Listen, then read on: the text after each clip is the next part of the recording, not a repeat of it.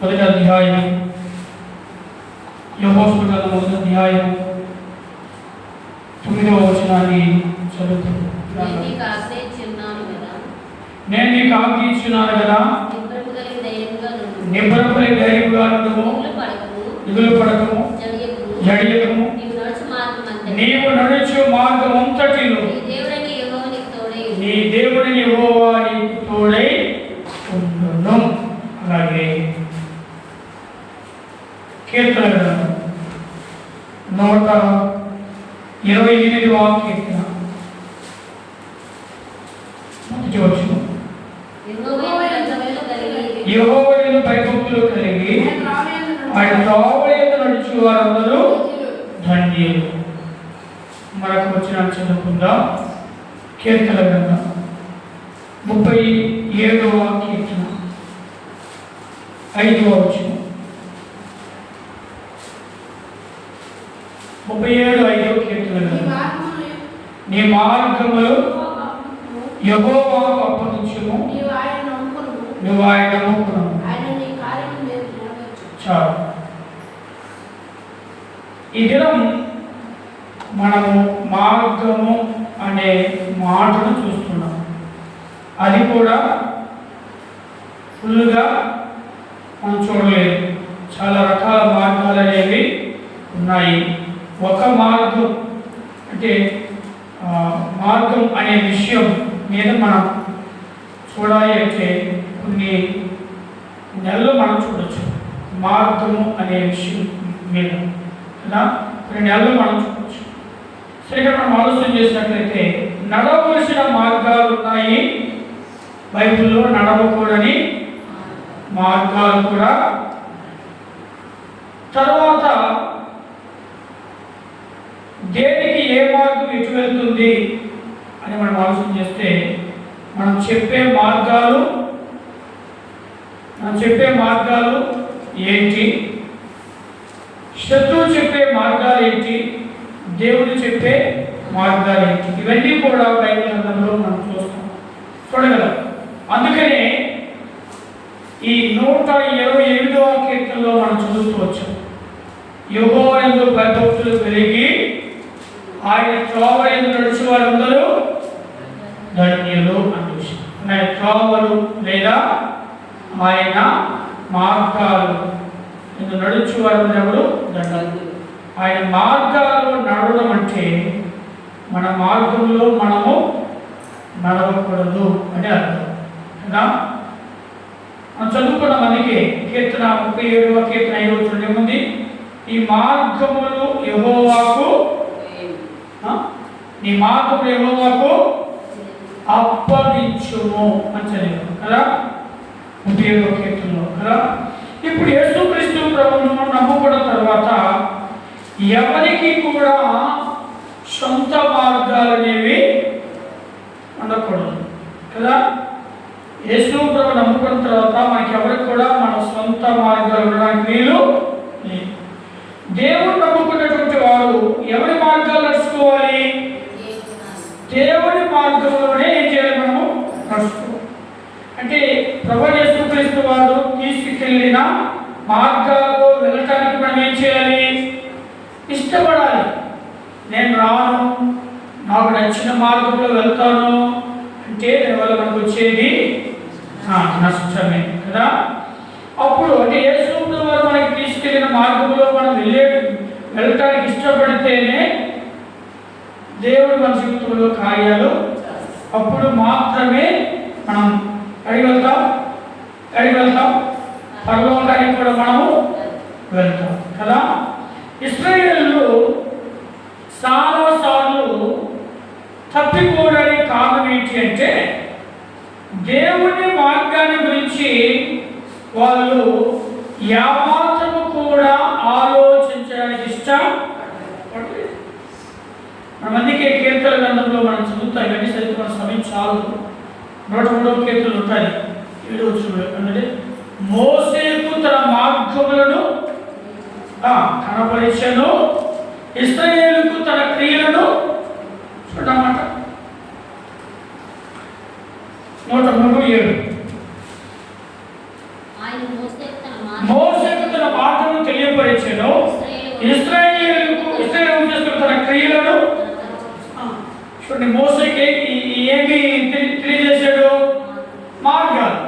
ఇశ్రాయేలుకి ఏం కనపరిచాడు?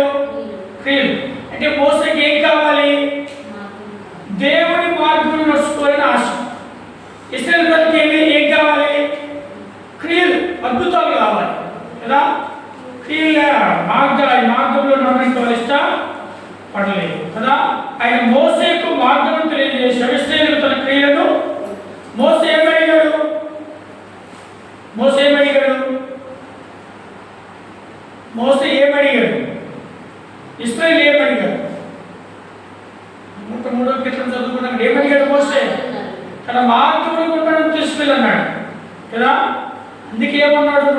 చూపించండి, నిర్గమాకాండం అంటాడు కదా, 33వ అధ్యాయం అంటాడు. ఏమంటాడు? మోసే నీవు వెళ్ళు, నేను నీకు తోడై ఉంటాను. ఏమన్నాడు మోసే? నీ సన్నిధి నాతో కూడా రాని గురించి నేను నడుచు మార్గంలో నీవు కూడా రావాలి. నువ్వు లేకపోతే నేను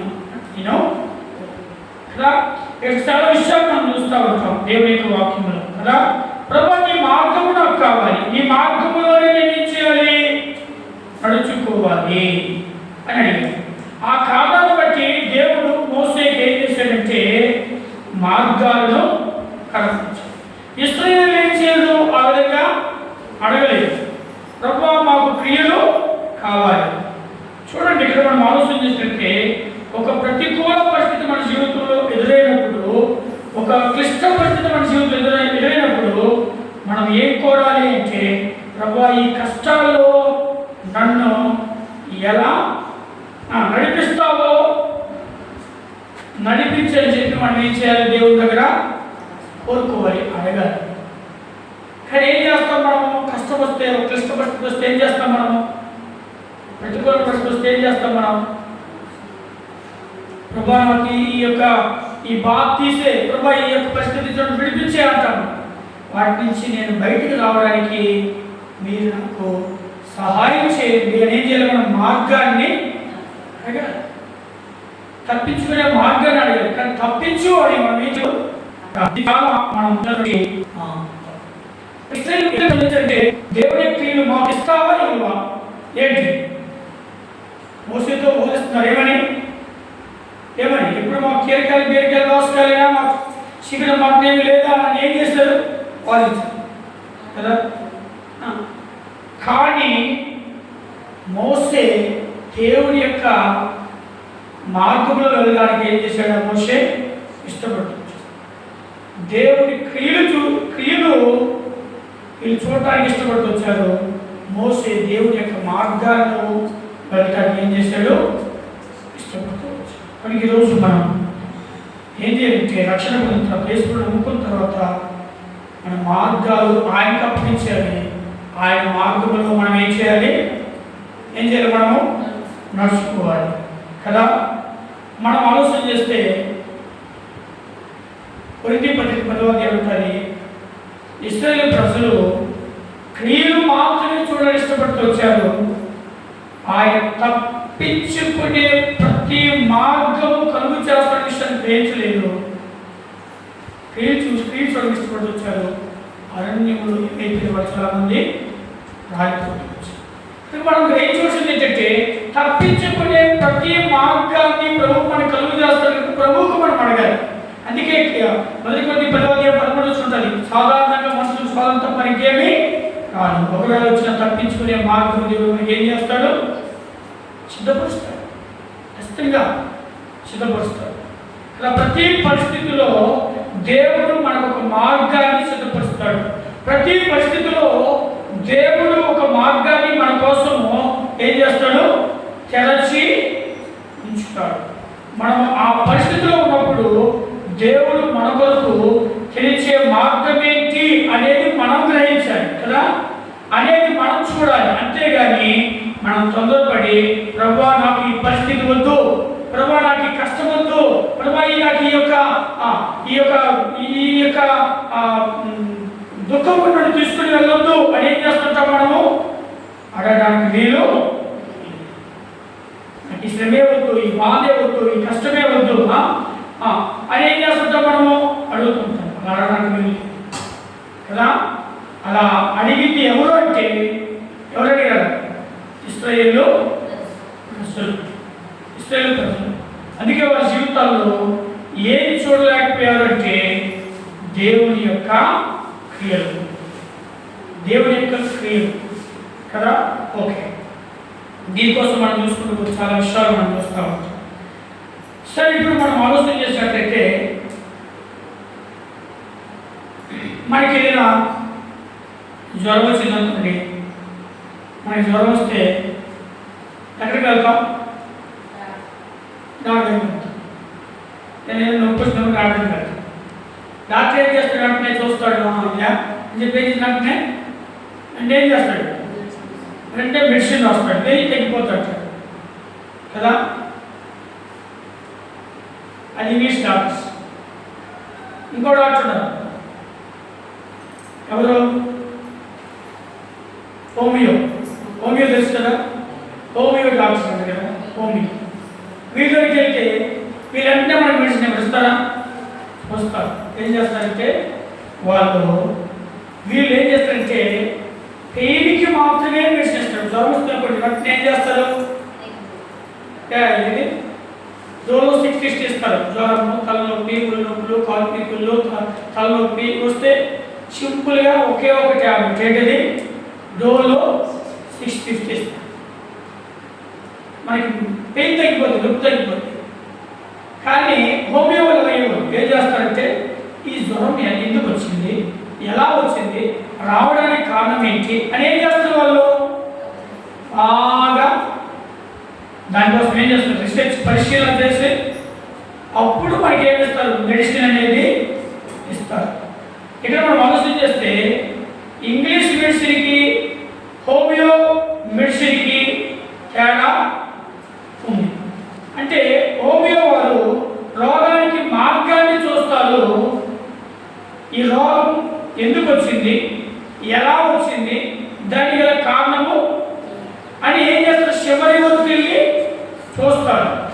ఇంగ్లీష్ మెడిసిన్ ఏమైపోతుందంటే ఏదైనా నొప్పి, ఏం జ్వరం వస్తుందనుకోండి, పెయిన్కి మార్గమే, ఆ జ్వరానికి మార్గం మాత్రమే చూస్తారు. అంటే ఏంటి? డోలో 650 ఇవి ఏం చేస్తారు? తగ్గిపోతుంది. అసలు జ్వరం ఎందుకు వచ్చిందో వాళ్ళు కనుక్కునే ఎవరు? హోమియో. ఇది దేవుని మార్గం. హోమియో అనేది దేవుని మార్గం. ఇంగ్లీష్ మెడిసిన్ అనేది అది తాత్కాలికం కదా. కనుక మనం ఆలోచన చేసినట్లయితే దేవుడు క్షుణ్ణంగా మనం చూడాలనుకుంటున్నాడు. క్షుణ్ణంగా అంటే హోమియో వాళ్ళు కదా. ఈ రోగం ఎందుకు వచ్చింది, చివరి వరకు వెళ్ళి చూస్తారు, అప్పుడు ఇస్తారు. పూర్తి క్లియర్ కదా. మరి దేవుడు కూడా క్షుణ్ణంగా మనం చూడాలనుకుంటున్నాడు. మనమేంటి అంటే మనం ఏమైనా ఆలోచన చేస్తామంటే తాత్కాలికంగా పోవాలి, వెంటనే పోవాలి, ఉండడానికి వీల్లేదు. మనం ఏం చేస్తుంటామంటే అని దేవుడిని మనం అర్థం చేసుకోవడం చాలా అర్థం చేసుకోవాలి. సరే, ఇక్కడ మనం చూస్తే దేవుని మార్గం ఎలాంటిది, యెహోవా మార్గములు ఎలాంటివి అని ఆలోచన చేస్తే 2 సంవత్సరాలుగా జ్ఞాపకం చేస్తాం. హోషేయ గ్రంథం 14వ అధ్యాయం. దానియేలు తర్వాత హోషేయ గ్రంథం 14వ అధ్యాయం చదువుదాం స్పీడ్గా. 9వ వచనం ఏమైపోయింది? 9.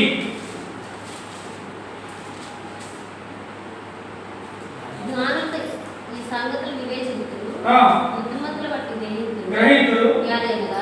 యెహోవా మార్గములు చక్కనివి. చాలు. ఎలాంటి దేవుని మార్గములు? యెహోవా మార్గములు చక్కనివి అని రాయబడింది. రండి, రోమాపత్రిక 11వ అధ్యాయం 33వ వచనం. తొందరగా రోమాపత్రిక 11వ అధ్యాయం 33వ వచనం.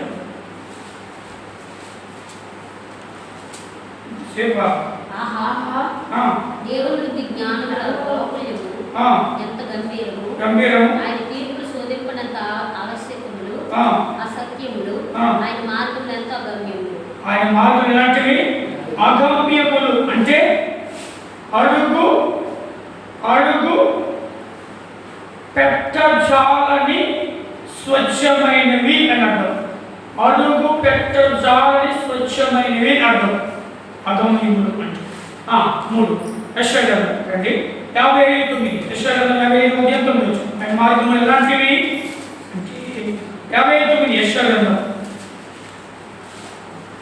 త్వరగా పైన ఎంత ఎత్తుగా ఉన్నదో మీ మార్గముల కంటే నా మార్గములు మీ తలుపుల కంటే నా తలుపులు అంత ఎత్తుగా ఉన్నాయి. చూడండి ఆయన మార్గం ఎలాంటివి ఎత్తైనవి లేదా ఉన్నతమైనవి.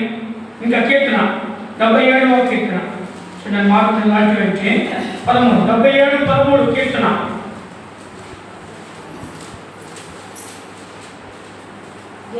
దేవా ఎలాంటి మార్గంలో పరిశుద్ధమైనవి.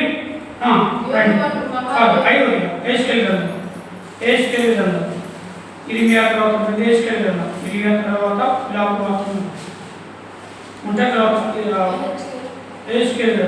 చదవండి 18:25.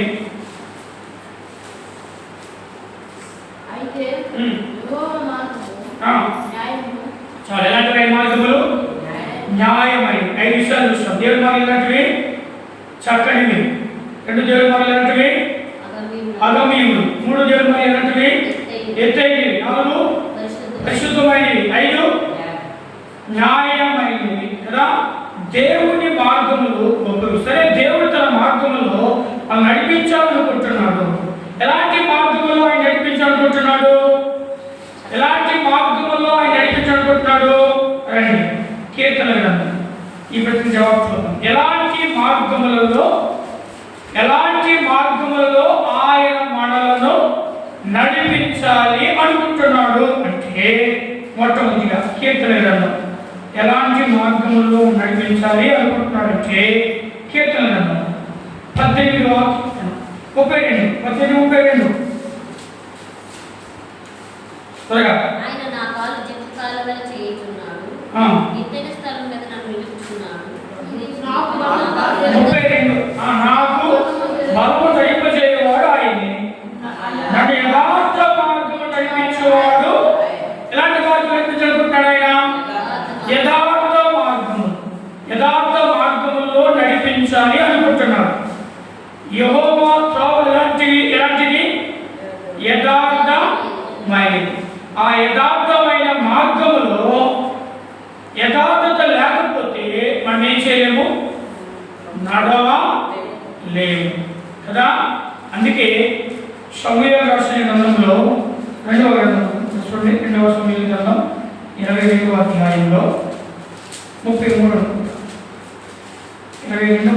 2వ సమూయేలు గ్రంథం.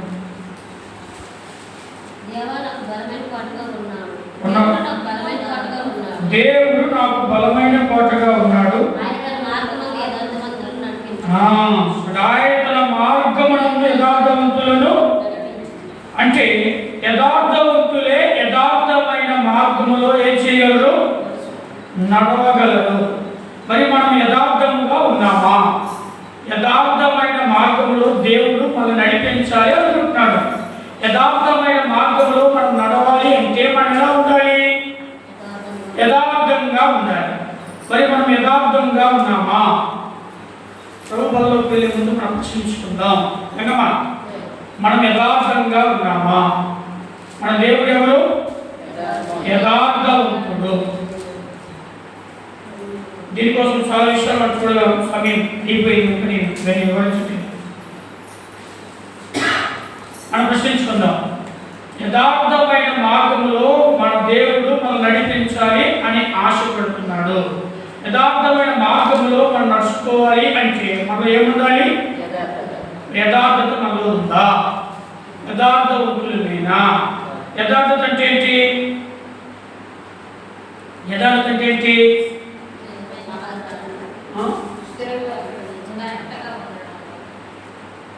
నేను బయట నేను లోపట ఒకేలా ఉండాలి కదా. కానీ చాలా మంది ఏం చేస్తారు? యథార్థంగా ఉంటారు. ఏంటి?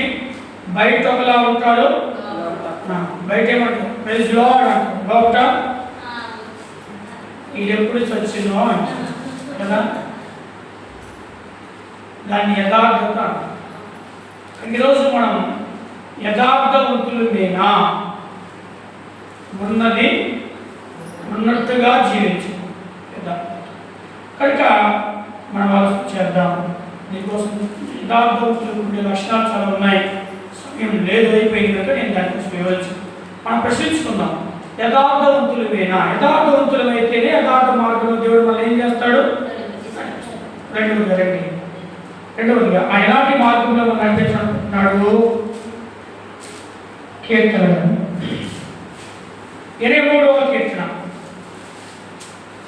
23 ముస్లిం మీరే చదవాలి.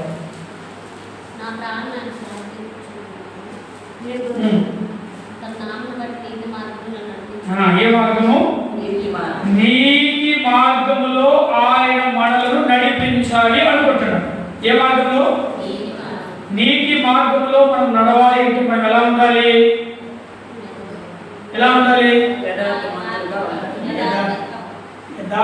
యథార్థ మార్గంలో నడిపించాలి అనుకుంటున్నాడు అంటే మనం ఎలా ఉండాలి?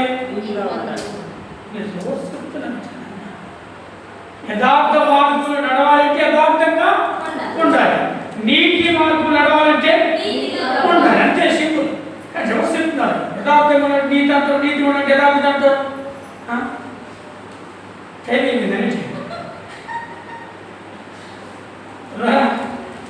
నీతి మార్గంలో నడిపించాలి అనుకుంటున్నప్పుడు మనం ఎలా ఉండాలి? నీతిగా మనం ఉండాలి. నీతి మార్గంలో నడిచే వాళ్ళు నీతిగా జీవిస్తారు. మరి మనం నీతిగా జీవిస్తున్నామా? మనం ప్రశ్నించుకున్నాం. ప్రభుత్వం అయిపోయినా నిన్న వివరించుకున్నాయి, ప్రశ్నించుకున్నాం. దీనికోసం వివరిస్తే ఈరోజు అంతా మనకు సాగు. అర్థమైందా? మూడవది రండి, ఆయన ఎలాంటి మార్గం నడిపించాలనుకుంటున్నాడు? కీర్తన 27వ కీర్తన 11వ వచనం తొందరగా. యెహోవా నీ మార్గమును నాకు బోధించుము, సరళమైన మార్గమున నన్ను. ఏ మార్గం నడిపించాలనుకుంటున్నాడు ఆయన? సరళమైన మార్గంలో నడిపించాలనుకుంటున్నాడు కదా. ఈ మాటకు వ్యాఖ్యాన బైబిల్లో ఈ విధంగా రాయబడుతుంది. ఎందుకంటే సరైన అని ఉంది. వ్యాఖ్యాన బైబిల్లో చూస్తే సరైన మార్గంలో నడిపించాలి అనుకుంటున్నాడు. సరైన మార్గంలో మనం నడవాలి అంటే అది మన బ్రతుకు సరిగ్గా ఉండాలి, మన నడక సరిగ్గా ఉండాలి, మన నడవడి సరిగ్గా లేకపోతే సరైన మార్గంలో దేవుడు ఏం చేయలేడు. మరి మనం సరిగ్గా జీవిస్తున్నామా? ప్రశ్నించుకుందాం. ప్రశ్న మార్కేశ్వరం చేస్తున్నాం. మనమే ప్రశ్నించుకున్నాం. ప్రభువులు అయిపోతున్నాం. ప్రశ్నించుకోకుండా, పరీక్షించుకోకుండా, ప్రశ్న చేసుకోవడం వల్ల మనం ఏం చేయకూడదు. మనం సరిగ్గా బతుకుతున్నామా? నేను విశ్వాసం చెప్పుకొని, నేను క్రీస్తు నమ్ముకోవడం చెప్పుకొని, ప్రభువు నమ్ముకోవడం చెప్పుకొని మనం సరిగ్గా జీవిస్తున్నామా? సరైనటువంటి మార్గంలో మనం నడుస్తున్నామా? మనం ప్రశ్నించుకోవాలి. 4వది లోకాసు 1:49 ఉత్తరగా. లోకాసు వార్త 1:49. మన దేవుడు మహావాక్యమును బట్టి వారి పాపములను క్షమించుట వలన తన ప్రజలకు రక్షణ జ్ఞానాన్ని ఆయన అనుగ్రహించుచున్నట్లు ఆయన మార్గమును సిద్ధపరచుటకై నీవు ప్రభువునకు ముందుగా నడుతుము. మన పాదములు సమాధాన మార్గమును నడిపించినట్లు. ఏ మార్గము? సమాధాన మార్గములో ఆయన మనల్ని నడిపించాలి అనుకుంటున్నాడు. ఏ మార్గము? ఆ మార్గంలో మనం నడవాలి అంటే మనకేముండాలి? సమాధానం. సమాధానం లేకపోతే ఆ మార్గంలో మనం ఏం చేయాలి? నీకు నాకు సమాధానం లేకపోతే కలిసి వెళ్తాం ఆ మార్గంలో. కలిసి వెళ్తామా? గంగమా నీకు నాకు సమాధానం లేదు. నీవంటే నాకు పడదు, నేనంటే నీకు పడదు. నేను వెళ్ళి మార్గంలోకి వస్తావా? నేను కావాలని వస్తావా? రావు. పోయి నేను కావాలి, నువ్వెంతో నేను వస్తానా? ఎందుకు రావు చెప్పండి? నీకు నాకేం లేదు. ఈ మటు ఇటు కదా. సమాధాన మార్గంలో దేవుడు మనల్ని నడిపించాలి అంటే మనం ముందు సమాధానం కలిగి మరి మనకు సమాధానం ఉందా ప్రశ్నించుకో. ఓకే, ప్రశ్నించుకో. ఎన్ని విషయాలు చూసాం? 4. దేవుడు మనలను ఏ మార్గం నడిపించాలనుకుంటున్నాడు? 1, యథార్థ మార్గంలో. ఆయన ఆ మార్గంలో మనం నడిపించడం మనకి ఏముండాలి? యథార్థత ఉండాలి. 2, దేవుడు ఏ మార్గం నడిపించాలనుకుంటున్నాడు? నీతి మార్గం. మనకేముండాలి? నీతిగా ఉండాలి. 3, మనం ఏ మార్గం నడిపించాలనుకుంటున్నాడు? సరైన మార్గంలో. మనం ఎలా ఉండాలి? సరిగ్గా బతకాలి. 4, మనం ఏ మార్గం నడిపించాలనుకుంటున్నాడు? సమాధానం. మనం ఎలా ఉండాలి? 5 చూసుకోవచ్చు. ఓకే, సో ఇది రండి. కీర్తన 119వ కీర్తన రండి. 119వ కీర్తన 3వ వచనం.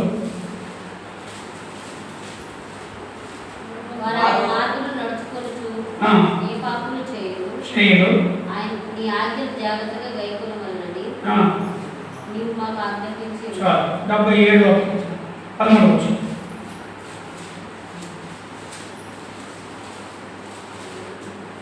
77:13.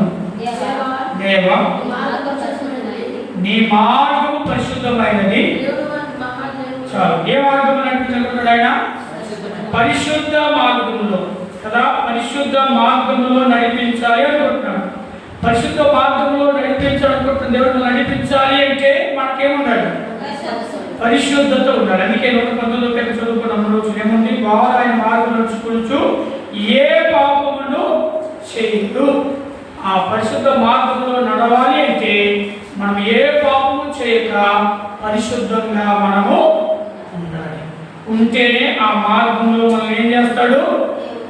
నడిపిస్తాడు. కనుక ఇప్పుడు దేవుడు నడిపించాలి అనుకుంటున్న మార్గంలో మనం వెళ్ళాలి అంటే మనలో 5 గుణాలు ఉన్నాయి. దేవుడు నడిపించాలి అనుకుంటున్న మార్గాలు ఏంటి? యథార్థమైన మార్గం. ఆ మార్గంలో మనం నడిపించాలంటే మనకి యథార్థత ఉండాలి. దేవుడు నడిపించాలనుకుంటున్న మార్గం ఏంటి? నీతి మార్గం. ఆ మార్గంలో మనం నడవాలంటే మనం ఎలా ఉండాలి? నీతిగా ఉండాలి. 3, దేవుడు మనం నడిపించాలి. ఏ మార్గం నడిపించాలనుకుంటున్నాడు? సరైన మార్గంలో నడిపించాలనుకుంటున్నాడు. ఆ మార్గంలో మనం నడవాలి అంటే సరిగ్గా జీవించాలి. 4, దేవుడు మనను సమాధాన మార్గం నడిపించాలనుకుంటున్నాడు. మనం ఎలా ఉండాలి? సమాధానం కలిగి ఉండాలి. 5, పరిశుద్ధ మార్గం నడిపించాలనుకుంటున్నాడు. మనం ఎలా ఉండాలి? మరి 5 లక్షణాలు, 5 గుణాలు, 5 రూపాయలు మన జీవితంలో ఉన్నాయా లేదా మనం పరీక్షించుకుని పరిశీలన చేసుకుని వెళ్దాం. దేవుడి మాటలు మన ఇంట్లో వచ్చేగాక.